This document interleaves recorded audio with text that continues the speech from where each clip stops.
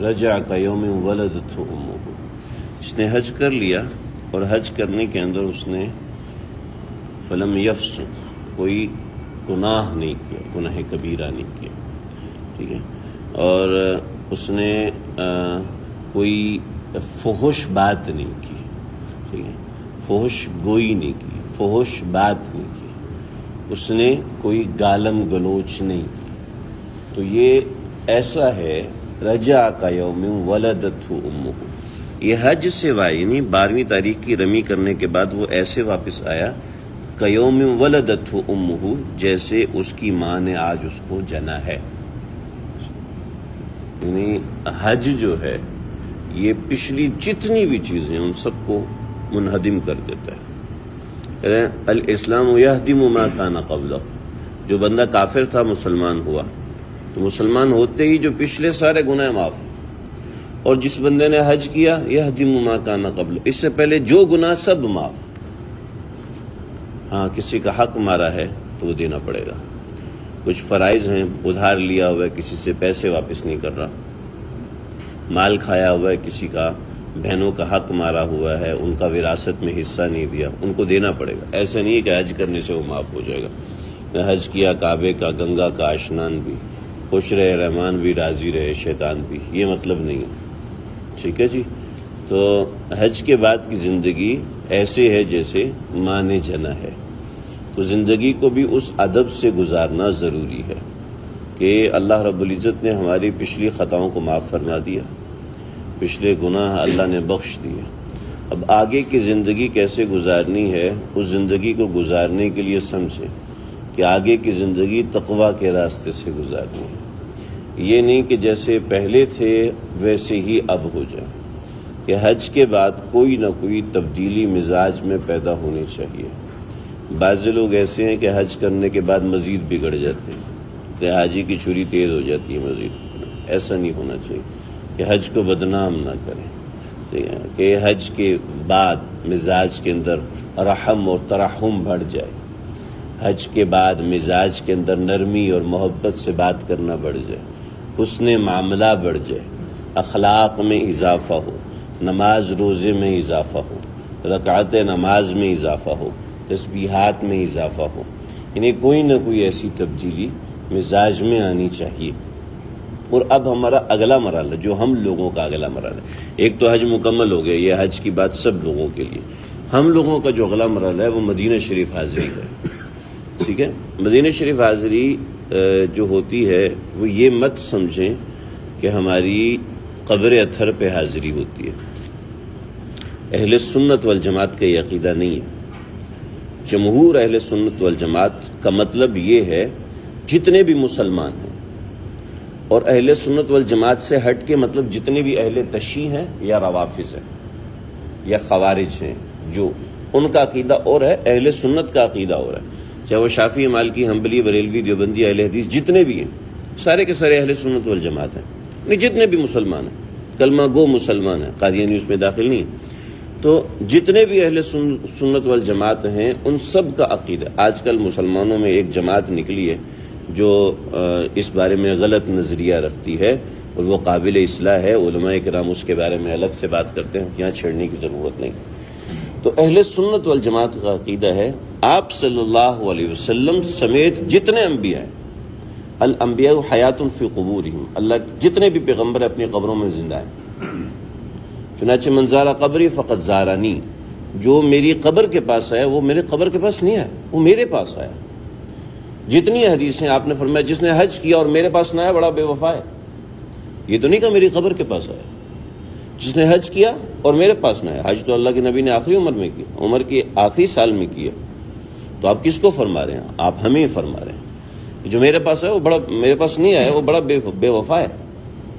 تو کیا مطلب ہے؟ ہم اللہ کے نبی کے پاس جا رہے ہیں، تو اس کے لیے اللہ کی ذات تعصب سے پاک ہے، لیکن پیغمبر علیہ السلام تعصب رکھتے ہیں، کیونکہ آپ صلی اللہ علیہ وسلم انسان ہیں۔ قل انما انا بشر مثلکم، میں تمہاری طرح انسان ہوں، جس طرح تمہیں بھوک لگتی ہے مجھے بھی لگتی ہے، جس طرح تمہیں غصہ آتا ہے مجھے بھی آتا ہے، اور ایک اور بات فرمائے جس طرح تمہیں بیوی کی حاجت ہوتی ہے مجھے بھی ہوتی ہے، او کما قال۔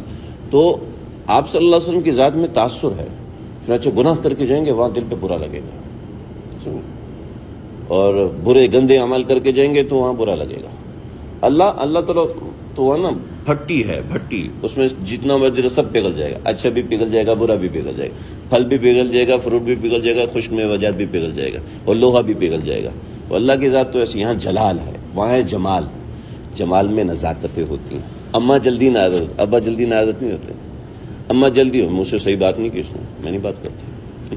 اماں ہے نا جلدی ناراض، بیوی جلدی ناراض ہوتی ہے، شوہر جلدی ناراض نہیں ہوتا نا، ہے نا. جہاں جمال ہوتا ہے وہاں ناراضگی جلدی ہوتی ہے، اور جہاں جلال ہوتا ہے وہاں بابا چھوڑو یاد دفعہ کرو، دیکھا جائے گا. ایسے ہی ہوتا ہے نا. تو وہاں ہے جمال، یہاں ہے جلال. تو وہاں جانا ہے تو بڑی دھیان سے آہستہ قدم رکھنا، گستاخی نہ ہو جائے. یہ فرش نہیں ناداں، یہ عرش کا سینہ ہے. یعنی مدینہ شریف کے بارے میں شاعر نے کہ یہ فرش نہیں ہے، یہ سمجھ لو عرش ہے. تم کہاں کھڑے ہو اس کو دیکھو. تو وہاں جانے سے پہلے کچھ ہدیہ تیار کرنا ہے. اتنے 1000 مرتبہ درود شریف. ہمارے حضرات اکابر فرماتے تھے 1000 مرتبہ انا اعطیناک الکوثر. یہ روزانہ 1000 مرتبہ پڑھیں اور اللہ کے نبی کے پاس ہدیہ کریں کہ میں حاضر ہونے سے پہلے آپ کو ہدیہ بھجوا رہا ہوں. ہم تو چھوٹے لوگ ہیں نا، جو منسٹر حضرات ہوتے ہیں جب کسی دوسرے ملک جاتے ہیں تو جانے سے پہلے نا کچھ گفٹ بھجواتے ہیں. اپنا نمائندہ جاتا ہے اور نمائندہ ان کے لیے پھولوں کو تحفہ لے کے جاتا ہے یا کوئی تحفہ لے کے جاتا ہے. وہ تحفہ ان کو دیتے ہیں اور پھر اس کے بعد وہ لوگ آتے ہیں. ایسے ہے نا. تو بڑے لوگوں کے پاس جانے کا طریقہ یہ نہیں ہوتا کہ سیدھے منہ اٹھائے چلے گئے. ہم کسی کے گھر جاتے ہیں تو کوئی مٹھائی لے کے جاتے ہیں، کوئی عام شام لے کے جاتے ہیں نا ان کے گھر میں کہ کسی کے گھر جا رہے ہیں. لیکن جو بڑے لوگ ہوتے ہیں پہلے وہ ہدیہ بھجواتے ہیں، اس کے بعد خود جاتے ہیں. ایسے ہی ہوتا ہے. یا ان کا نوکر وغیرہ ہدیہ دیتا ہے پھر وہ خود آتے ہیں. تو بڑے کے دربار میں ہم جا رہے ہیں تو پہلے کچھ ہدیہ دے. اور ہدیے کے لیے ظاہر بات ہے صرف یہ نہیں کہ ہدیہ صاف ستھرا، بلکہ اس کی پیکنگ بھی صاف ستھری ہونی چاہیے. تو پیکنگ ہم ہیں اور ہدیہ ہمارے اندر سے نکلی ہوئی چیزیں. تو انا اعطینا کریں اور اس کے ساتھ اپنے آپ کو گناہوں سے بچائیں. تو وہاں جانا ہے، بڑے دربار میں حاضری ہے. سب سے بڑا دربار تو یہ ہے، لیکن ظاہر بات ہے ہماری دنیاوی اعتبار سے بھی وہ کتنا بڑا دربار ہے اس کا تصور کوئی کر نہیں سکتا. پیارے آقا صلی اللہ علیہ وسلم کے پاس جانا ہے اور جہاں ہم نے کھڑے ہو کے درود پیش کرنا ہے اس سے 10 قدم کے فاصلے پر آقا علیہ الصلوۃ والسلام بنفس نفیس موجود ہوتے ہیں. یہ جمیع مسلمانوں کا عقیدہ ہے، جس کو ہم مسلمان کہتے ہیں نا اس وقت، ان تمام مسلمانوں کا عقیدہ ہے. پتہ نہیں ہوتا عام طور پر، تو اس وجہ سے غفلت ہو جاتی. وہاں جا کے موبائل نکالنا، وہاں جا کے اونچی اونچی باتیں کرنا، ویڈیو کال پہ دیکھنا، دیکھو یہ کیا ہو رہا ہے. خانہ کعبہ میں تو چل جاتا ہے لیکن وہاں نہیں چلے گا. سمجھ رہے ہیں. حیدرآباد کے ایک بہت بڑے بزرگ، انڈیا کا حیدرآباد جو ہے اس کے بہت بڑے بزرگ تشریف لائے ہوئے تھے. میں نے ان کے بارے میں بہت سی باتیں سنی تھی. تو مجھے تلاش رہتی ہے، جیسے ہمارے بڑے اکابرین، عرب کے بڑے اکابرین ہیں اور شام کے اکابرین ہیں، ہند کے اکابرین، یہ انڈیا کے اکابرین ہیں. مجھے تلاش رہتی ہے. حج پہ عام طور پہ تقریباً سارے ہی آتے ہیں. تو میں دیکھتا ہوں جس کے آگے پیچھے 2-3 بندے میں کون ہے، میں پوچھ لیتا ہوں. تو انہوں نے بتایا کہ یہ مولانا منظور احمد صاحب ہیں اور تشریف فرما تھے. تو میں نے کہا بھی میں ان سے دعا کی درخواست کر سکتا ہوں. اس انداز میں نے بات، میں ان سے دعا کی درخواست کر سکتا ہوں. تو انہوں نے پیچھے یوں مڑ کے دیکھا. اب میں اتنی اونچی آواز میں بات کر رہا ہوں جتنی آپ سے بات کر رہا ہوں مسجد نبوی میں. تو انہوں نے کہا مجھے بلایا. میرا سر میرا نیچے کیوں؟ وہ بڑی عمر کے آدمی تھے، بزرگ سر میرے نیچے کیوں؟ مسجد نبوی اتنی اونچی آواز میں بات کر رہا ہے گستاخ، سنبھال کے بات کرو. اف، میں سمجھا تھا میں تو وہ ہوں، یہ ہوں، وہ ہوں، سارا بیڑا غرق کر دیا کہ اتنی اونچی آواز میں بھی وہاں بات مسجد نبوی میں نہیں کرنا. کہ بڑا دربار ہے. لا ترفعوا اصواتکم فوق صوت النبی. اپنی آوازوں سے، پیغمبر کی آواز سے اپنی آوازوں کو اونچا نہیں کرنا. ان تحبط اعمالکم، ایسا نہ تمہارے اعمال ضائع ہو جائیں. تو حج ضائع ہو سکتا ہے اگر وہاں کوئی بے ادبی ہو گئی، وہاں کوئی گستاخی ہو گئی. ٹھیک ہے جی. تو اس کی اب ہم نے تیاری کرنی. ٹھیک ہے. یہ 4-5 دن ہیں. توبہ کے لیے ایک عمرہ کر لیں، توبہ کے لیے دوسرا عمرہ کر لیں کہ اللہ سے معافی تلافی ہو جائے. حج میں تو ہم نے کی ہے لیکن حج میں ظاہری بات ہے جیسے ہم لوگ ناقص ہیں، جیسے ہماری نمازیں ناقص ہیں، جیسے ہمارے روزے ناقص ہیں، جیسے ہمارا حج بھی ناقص ہے. اگرچہ ہم نے اپنی پوری کوشش کی ہے کہ ہم سے کوئی سنت نہ چھوٹے، کوئی مستحب نہ چھوٹے، کوئی فرض واجب نہ چھوٹے، کسی واجب میں تاخیر نہ ہو، کسی فرض کے اندر تو کوتاہی نہ ہو. اپنی طور پہ کوشش کی ہے.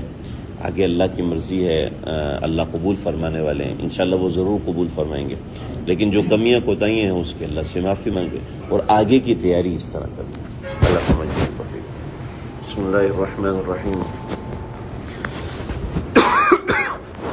الحمدللہ رب العالمین والصلاة والسلام علی سید الانبیاء والمرسلین نبینا محمد وآلہ وصحبہ اجمعین. ربنا تقبل منا انك انت السميع العليم تب علينا انك انت التواب الرحیم. اے اللہ ہم نے حج کر لیا، آپ نے اپنی توفیق سے کرم سے ہم سے یہ سعادت کروا دی. اللہ اب اسے اپنے فضل سے کرم سے قبول بھی فرما لیجیے. جیسے ہم گندے ہیں ایسے ہمارے اعمال بھی گندے ہیں، جیسے ہم ناقص ہیں ایسے ہمارے اعمال بھی ناقص ہیں، جیسے ہم کمزور ہیں ایسے ہمارے اعمال بھی کمزور ہیں، جیسے ہم عیب دار ہیں ایسے ہمارے اعمال میں بھی عیب ہے. لیکن اللہ اللہ اللہ، بچے کا چھوٹا سا ٹوٹا ہوا ہدیہ بھی باپ خوش ہو کے لیتا ہے، اگرچہ باپ کو اس کی ضرورت نہیں ہوتی. اللہ ہمارا یہ ٹوٹا پھوٹا فریضہ آپ اپنے فضل سے قبول فرما لیجیے. اے اللہ بچے کا دل باپ دکھاتا نہیں ہے، حالانکہ باپ کو اس چیز کی ضرورت نہیں ہوتی، لیکن باپ کی محبت آپ کی محبت کے کروڑوں حصوں سے کم ہوتی ہے. اے اللہ وہ نہیں ٹھکراتا. اللہ آپ بھی نہ ٹھکرائیے، اللہ آپ بھی نہ ٹھکرائیے. آپ قبول فرما لیجیے، آپ اپنے فضل سے قبول فرما لیجیے، آپ اپنے کرم سے قبول فرما لیجیے. اے اللہ ہم جب یہاں سے روانہ ہوں تو اے اللہ آپ ہمیں الوداع کیجیے. آپ ہمیں ٹھوکر دے کے نہ نکالیے گا، آپ ہمیں ٹھکرائیے گا بت. آپ ہمیں یہاں سے الوداع کیجیے گا. اور الوداع کہنا یہ اس لیے ہوتا ہے کہ دوبارہ آمد ہو. اللہ اپنے گھر کے پھیرے لگوا دیجیے، اپنے گھر میں بار بار آنا نصیب فرمائیے. یہاں آنے کی طاقت نہ پیسے میں ہے نہ پیسے والے میں ہے. اللہ جسے آپ چاہیں آپ ہی اسے بلاتے ہیں. اللہ بار بار آنے والوں میں ہمارا نام شامل فرما دیجیے. کہ اللہ ہمارا نام لکھ دیجیے بار بار اور ہر بار. ہماری کوتاہیوں کو مت دیکھیے، آپ اپنے کرم کو دیکھیے. دوسرے بڑے دربار میں حاضری ہے، دل مضطرب ہے، پریشان ہے، تکلیف میں ہے. اللہ آپ ہی ڈھارس دیجیے، اللہ آپ بھی کرم فرمائیے. پیارے آقا صلی اللہ تعالی علیہ وسلم کے اوپر ہماری طرف سے کروڑوں کروڑوں سلامتیاں نازل فرمائیے، کروڑوں کروڑوں درود نازل فرمائیے. ہمارے اس عمل کو، ہماری اس کوشش کو، کاوش کو، ایک ایک قدم کے اوپر آپ نے 7 لاکھ نیکیوں کا وعدہ فرمایا ہے. اے اللہ وہ سب عطا فرمائیے، اس کو کروڑوں سے ضرب دے کے عطا فرمائیے. ربنا تقبل منا انك انت السميع العليم تب علينا انك انت التواب الرحيم. وصلى الله تعالى على خير خلقه محمد وعلى اله وصحبه